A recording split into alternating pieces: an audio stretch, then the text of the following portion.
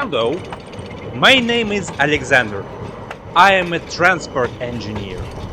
I work with urban transit systems. Welcome to the channel. I live in Budapest. I think this city has one of the best public transport systems in the world. On this channel, I look at simple, low-cost solutions. They may not look impressive, but they work really well.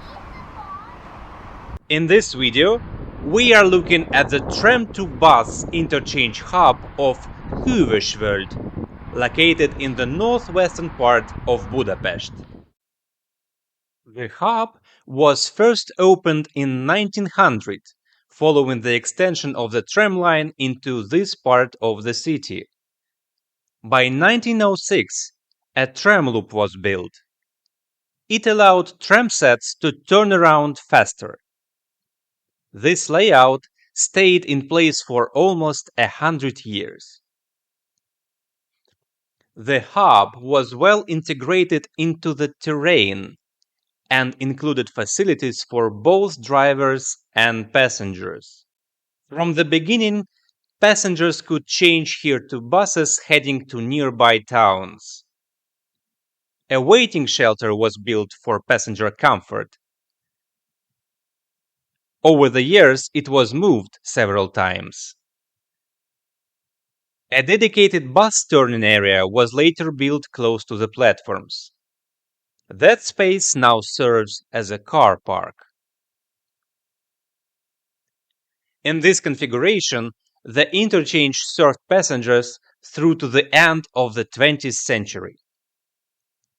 During the last reconstruction, the tram platforms were moved further down to the line. The loop was removed, and a flat crossover switch was installed in its place. The old platforms are still there today. They are used as an overflow alighting area when both terminal tracks are busy. You can also see the old pedestrian underpass, once used by passengers traveling from the bus stops to the city-bound tram platform. The last reconstruction was completed in 1999, and this is exactly what we are going to look at today. But before we start, let me explain the framework we will use to assess this interchange. We will look at the hub across 8 categories: wayfinding and information, access and mobility, comfort and environment, services and retail, intermodal connectivity, traffic and vehicle operations, capacity and resilience, and sustainability. Let us go through each one. Information boards around the hub show a map of the interchange. You can see all routes and where each one stops. From this map, you can find the right bus stop on your own. No need to ask anyone. Real-time departures for both trams and buses are shown on an LED display. Each bus stop has its own small electronic screen. It shows minutes to the next departure. The design is clean and easy to read. One weakness is the lack of signs pointing to nearby attractions. There is a sign for the children's railway, but it is not easy to find. Pavement connects the hub to the nearby residential area. Curb ramps and surface quality are good enough for passengers with reduced mobility. That said, the pavement is quite narrow, and it offers no protection from road spray in wet weather. The hub was designed before cycle parking became a standard feature. There is no dedicated cycle parking here. Passengers arriving by bike or scooter lock up at fences and railings. This shows that demand exists, but it is not being met. The children's railway station is higher up the hill. You can only get there by stairs. There are no ramps, lifts, or escalators. The route to the lower car park goes through the old underpass. It is also not step-free. A controlled road crossing is provided, but getting to it without using steps is not easy.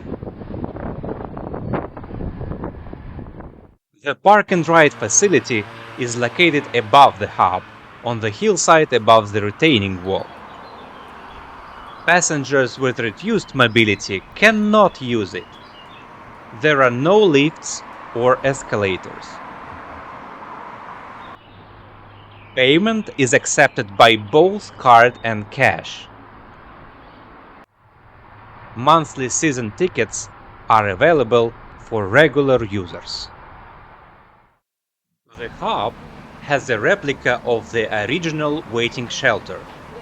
It protects passengers from rain and snow, and it is large enough to cover a good number of people at once. Seating is spread around well, both under the main canopy and across the rest of the hub. On the other side of the main canopy, smaller shelters serve individual bus stops. They give extra weather protection for passengers waiting for specific routes. Each smaller shelter also has seating inside. Waste bins are in good condition and are emptied regularly. A small area with young trees has been planted, clearly added after the main construction. The trees are not yet big enough to provide shade over the nearby seating. One clear disadvantage is the absence of a public toilet. The sanitary facilities on site are for transport staff only. They are locked behind electronic access control. Tickets for trams and buses are available from a self-service vending machine on site. You can buy single journey tickets and longer-term passes. Both card and cash payment are accepted. The kiosk under the main canopy sells antiques. For a transit hub of this size, food and drink would be a more useful choice. And on the day of filming, even the antiques shop was closed. The hub offers cross-platform interchange between buses and trams. The transfer takes just a few seconds. There are no level changes at all.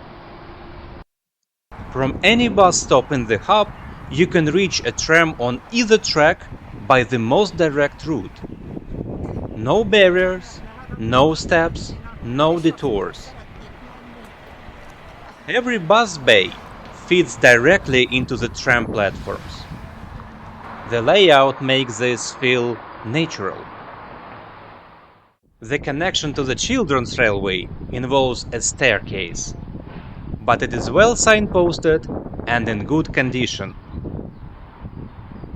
If you have the chance, I strongly recommend visiting the children's railway in Budapest. It has remarkable infrastructure and it deserves a video of its own. The hub has a simple two-track terminal layout with a crossover switch. Trams turn around by changing cabs. It is straightforward and efficient. The one drawback is that a failed tram cannot be held on site without affecting service on both tracks. Buses follow a circuit around the central core of tram and bus stops. This allows vehicles to move freely between alighting and boarding positions without conflict.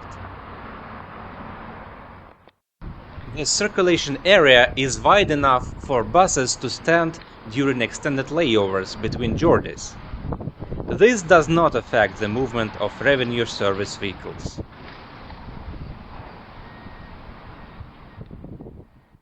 The hub is compact but has plenty of space for waiting passengers.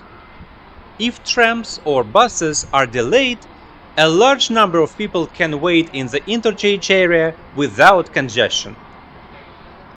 The green zone next to the platforms provides additional overflow space if passengers' numbers get unusually high.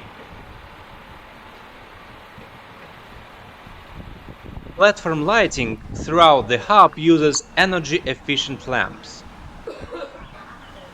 Tram platform indicators show the route number and minutes to the next departure. They use LED display technology. Here is the summary of our findings. Wayfinding and information is good overall. The one clear gap is tourist signage.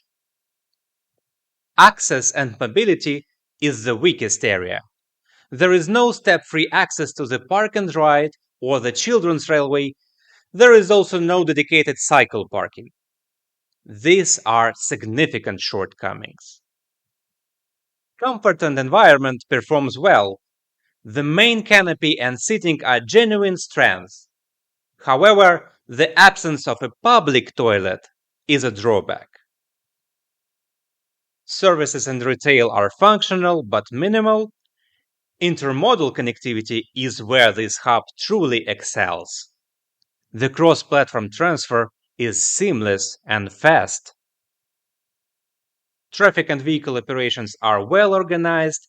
The two-track terminal layout has one minor operational vulnerability. Capacity and resilience is good. There is meaningful overflow space available. And sustainability is positive.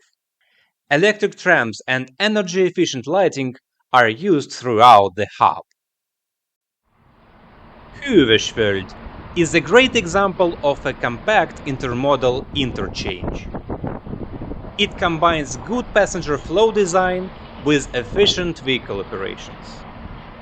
It has some clear shortcomings, but it remains a strong benchmark for ground-level bus-to-rail interchange. No complex infrastructure, no significant expense. Thank you for watching. If you found this video useful, please press like and subscribe to the channel. If you have additions, corrections, or suggestions for future topics, write your comment below. My name is Alexander. I am a transport engineer based in Budapest. Take care and see you, stop.